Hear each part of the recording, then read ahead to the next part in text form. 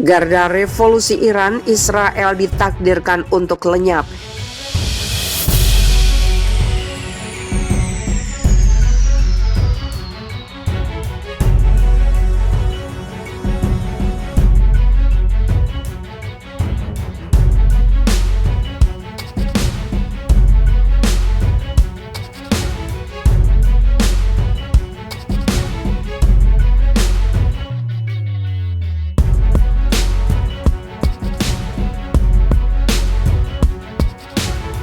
Iran kembali mengancam Israel. Komandan Dirgantara Garda Revolusi Iran, Amir Ali Hajizadeh menyatakan Israel memang ditakdirkan untuk lenyap.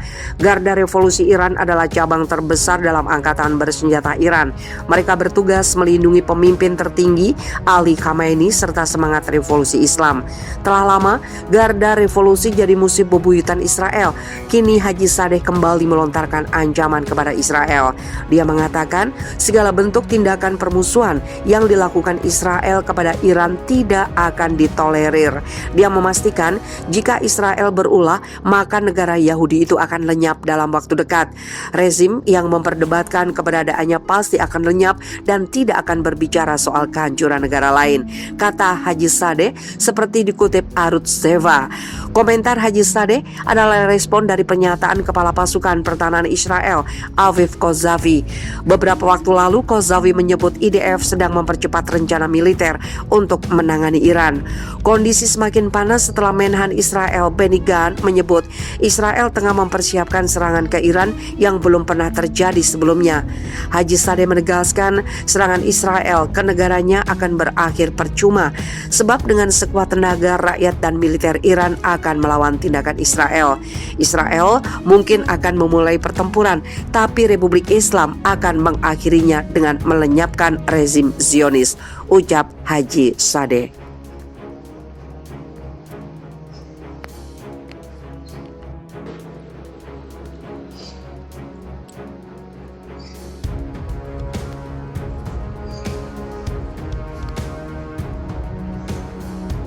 Taliban klaim 55 pejuang ISIS di Afghanistan menyerah.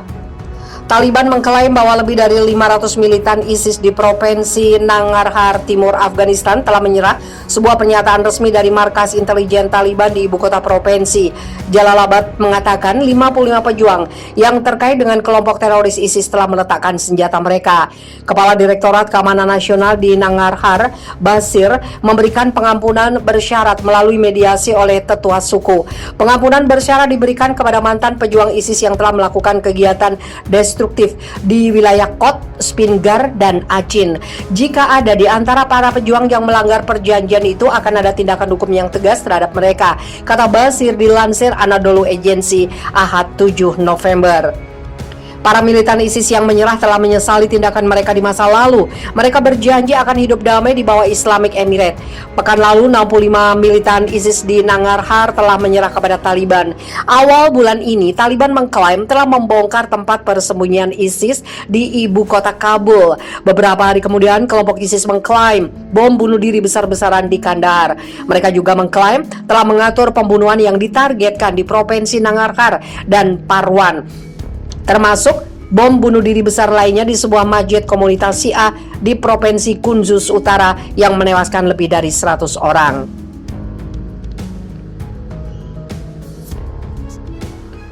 Pemimpin tertinggi Taliban, Haibatullah Akhundzada, telah memperkirakan bahwa mungkin ada entitas tidak dikenal atau penyusup untuk mengacaukan kepemimpinan Taliban di Afghanistan. Peringatan tersebut disampaikan secara luas di media sosial Taliban.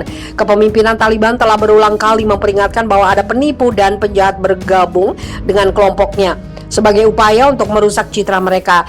Pada bulan September, pejabat Menteri Pertahanan Mullah Muhammad Yaqub menyuarakan keprihatinan tersebut dalam sebuah pesan audio.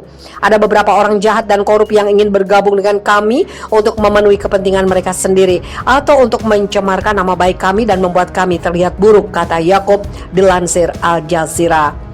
Yakub yang merupakan putra pendiri Taliban, Mullah Muhammad Omar, mengatakan Taliban akan menangani setiap penyusup. Taliban mengumumkan Amnesty Nasional berjanji untuk mengizinkan perusahaan media swasta tetap beroperasi secara bebas dan independen. Namun, ada beberapa laporan tentang beberapa pejuang Taliban yang diduga melakukan pelecehan terhadap jurnalis, bahkan menyita properti secara paksa di beberapa provinsi. Menyusul laporan tersebut, pada akhir September kantor Akhundzada mengeluarkan dekrit yang melarang anggota Taliban memasuki rumah dan kantor di Kabul atau sekitarnya dengan dalih memeriksa kendaraan atau peralatan. Menurut pernyataan kantor Akhundzada, pemimpin Taliban tidak mengizinkan para anggotanya untuk mengambil kendaraan atau peralatan atas nama pemerintah Afghanistan. Namun ada laporan lanjutan tentang pejuang Taliban yang memaksa ratusan keluarga keluar dari rumah mereka di provinsi tengah Daikondi. Dalam beberapa bulan terakhir, Taliban telah memperluas perekrutannya karena mereka memenuhi janji untuk menjaga keamanan di Afghanistan. Tetapi Taliban menghadapi serangkaian serangan mematikan dari kelompok ISIS di provinsi Khorasan atau dikenal sebagai ISIS-K. Selasa 2 November terjadi serangan di rumah sakit militer Kabul yang menewaskan sedikitnya 19 orang. Kelompok ISIS-K mengklaim serangan tersebut. Kantor berita resmi Bakhtar mengutip saksi mata melaporkan sejumlah pejuang ISIS memasuki rumah sakit terlibat bentrok dengan pasukan keamanan. Seorang petugas kesehatan yang berhasil melarikan diri dari lokasi mengatakan dia mendengar ledakan besar diikuti oleh tembakan beberapa menit kemudian. Petugas kesehatan tersebut mengatakan sekitar 10 menit kemudian terjadi ledakan kedua yang lebih besar.